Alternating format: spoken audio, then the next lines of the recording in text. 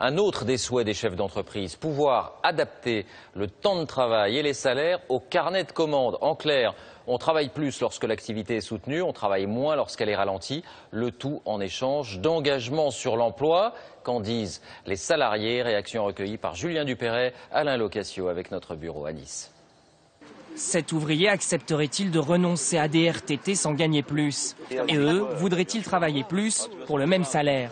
C'est ce que propose Renault à tous ses salariés car le constructeur ne va pas bien en France. Réponse de ces ouvriers de l'usine de Flins, protestation et débrayage avec un refus net. Hors de question. C'est un niet direct. Pourquoi? Parce que simplement le grand patron lui-même, son salaire ne l'a pas baissé. Preuve à l'appui et ça, qu'il le montre à tous les Français. Vis-à-vis des salariés, il n'y a plus aucun respect maintenant. Pourquoi? Ils veulent qu'on travaille, on baisse notre salaire, on travaille plus. Si on travaille, c'est pour gagner un peu d'argent quand même. On ne vient pas ici pour s'amuser. Pas de salaire en plus, mais la direction de Renault offrirait bien une contrepartie, la promesse de ne pas fermer ses sites en France. C'est le principe de ce que l'on peut appeler un accord entre la compétitivité et l'emploi.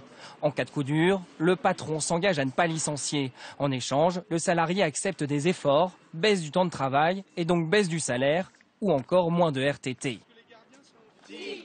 Pour eux, c'est trop tard. Ces cadres de Texas Instruments manifestent car leur site près de Nice va fermer.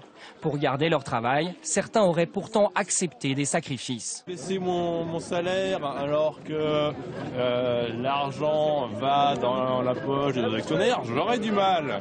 Mais si c'est pour travailler dans une entreprise qui est respectueuse de ses employés, moi je dis pourquoi pas.